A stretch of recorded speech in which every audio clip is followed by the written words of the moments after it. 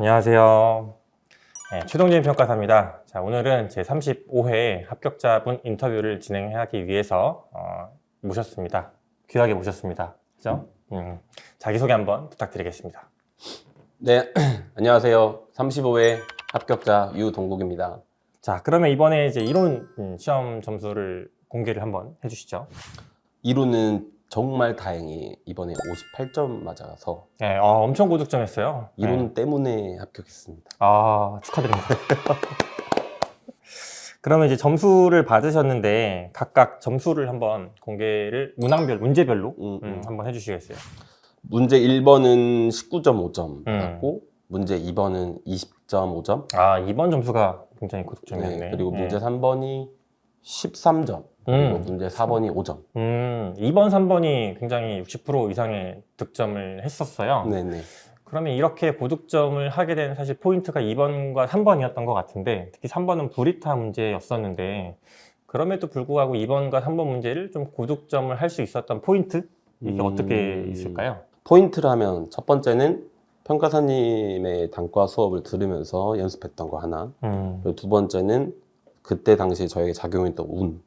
이거였어요. 첫 번째는 당연히 제가 다시 공부하기로 하고 마음 먹고 나서부터 그동안 노력해왔던 결과물이었고, 그다음에 운은 제가 공부하는 과정에서 실무기준 해설서까지 외웠었어요. 근데 그때 실무기준 해설서 제일 첫 번째쯤에 감정평가서의 작성 요령, 작성 방법 이런 게 있거든요. 거기서 감정평가서는 명확하고 일관되게 작성해야 된다. 뭐 이런 것들이 있는데, 그런 것들이 문제 3번 탁상자문에 대해서 번뜩 이렇게 막 생각이 나는 거예요. 근데 거기에다가 평가사님이 항상 모르는 문제가 나왔을 때는 법과 이론에 근거해서 써라. 근데 또 그때 또 감칙에서는 또 감칙의 어떤 조문이 생각나고 지금은 좀 기억이 안 나는데 그런 것들을 근거해서 탁상자문은 몰랐지만 쓰니까 이 정도 점수가 나온 것 같아요. 그래서 그러면 그런 문제들을 이제 좀 접하고 나서 그래서 이번 시험장에서 이번 사례형 문제를 봤을 때 어떤 사고에 의해서 접근을 했는지 그게 좀 더 궁금하네요. 사고적 접근이라면은 저는 이제 실무 끝나고 쉬는 시간에 마인드 세팅을 최동진 평가사님 거 또 수업 시작이다. 무조건 어려운 거 나온다 싶어가지고 그렇게 마인드를 세팅하고 들어갔었어요. 근데 아니나 다를까 나오더라고요. 그리고 그때 문제 2번이 어차피 판례 베이스인데 그 판례 저는 들어본 적도 없고 그래서 그냥 진짜로 연습했던 게 뭐였냐면 평가사님 단과에서는 이제 피드백 주실 때 꼭 문제 안에서 활용되고 있는 문장을 그대로 쓰자. 그리고 최대한 내가 알고 있는 언어로 조금씩 바꾸되 내 생각은 조금만 쓰자. 이런 걸 많이 말씀하셨거든요. 그래서 최대한 그거를 지키고자 했었어요. 왜냐면 이 유동국 합격 평가사 같은 경우에는 이제 답안을 낼 때 굉장히 정갈하게 잘 쓰시는 스타일이었어요. 근데 간혹 이제 생각의 사고의 범위가 너무 오버해서 쓰는 경향이 좀 있었거든요. 그래서 기본적인 내용을 오히려 못 쓰는 답안의 형태가 꽤 많이 있었기 때문에 그래서 재작년에 시험에 떨어졌을 때도 그 부분이 조금 아쉽게 느껴졌던 거를 제가 얘기를 해줬던 게 기억이 나고 있습니다. 네, 맞아요. 네, 그래서 제 강의를 들었을 때 그러면 어떤 점들이 좀 좋았던 문제가 뭐 최악이다 이런 얘기 하지 말고 좋았던 얘기를 좀 해주세요. 좋았던 거, 그러니까 좋은 점은 목차 위계 질서, 그러니까 목차의 위계를 잡는 조절, 배점 조절, 그리고 전략 싸움 이 두 가지였어요.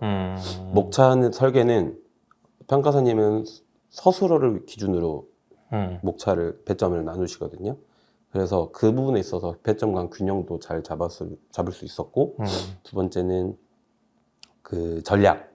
평가사님한테 물어봤었어요. 평가사님 어떻게 했는지 했더니 본인은 문제 4번부터 무조건 들어갔다. 그래서 저도 한 번씩 해봤거든요. 근데 저는 저에게 조건을 걸었어요. 단 문제 4번을 6분 안에 쳐낼 수 있는지 아니면 1번부터 갔습니다. 그래서 이번 시험에서도 문제 4번 ESG이긴 했지만 평가사님이 내주셨잖아요. 그래서 1, 3, 4, 2번으로 풀었었습니다. 1, 3, 4, 2번? 네. 2번 30점을 마지막에 두지 말라고 저는 얘기를 했던 것 같은데 저도 그렇게 했는데 시간 안에 어떻게 잘 들어왔어요? 2번이 근데 되게 고득점을 했네요. 2, 3번은 사실 뭐 브리타에 어려운 게 거의 확정적이잖아요. 그러다 보니까 저의 전략은 1, 4번만 어떤 걸 먼저 들어갈지에 대한 고민을 많이 했었던 것 같아요. 자, 3번 문제에서 이제 탁상자문 문제가 나왔었는데 이 문제를 그럼 맞닥뜨렸을 때 이제 어떻게 처리할지 그거를 한번 얘기해 주시겠어요? 탁상 자문? 책상에 앉아서 어떤 자문을 하는 건가 싶어가지고 한 1, 2분 정도 생각하다가 그러면은 감정평가서랑 다르겠지. 그래서 감정평가랑 그 차이점을 서술하는 거였는데 어떻게 차이점을 서술할까? 근데 막상 떠오르는 게 없었어요. 그래서 그때 제가 시험 준비하면서 외웠던 실무기준 해설서의 내용, 감칙 내용, 그다음에 감정평가법에 근거해서 그거를 목차로 잡고 안의 내용을 잡고 이거랑 다르다. 이래서 다르다라고 서술하고 마무리했었습니다. 그러면 이번에 이제 합격을 했을 때 딱 합격자 통보를 어디서 어떻게 받고 기분이 어땠어요? 저는 진짜 물론 조금의 희망은 있었죠. 근데 불합격 설레발을 치지 말자. 그래서 그냥 떨어졌다 생각하고 그냥 일반 회사 들어가서 일하자라고 해서 일하고 있고 저 그때 이제 닭을 튀기고 있었거든요. 아, 닭을 치킨. 네. 저희 집도 치킨집 했었는데. 네. 닭 튀기다가 이제 다음날 아침이 돼가지고 도저히 시계를 못 보겠는 거예요. 핸드폰도 덮어놓고 한 5분쯤 지나서 컴퓨터 화면을 이렇게 가려놓고 천천히 내렸는데 파란색 글씨인 거예요. 파란색이었나? 나 기억이 저는 기억이 안 합격은 나는데. 파란색이 떠요. 아, 그래요? 네, 그래서 바로 소리 질렀죠.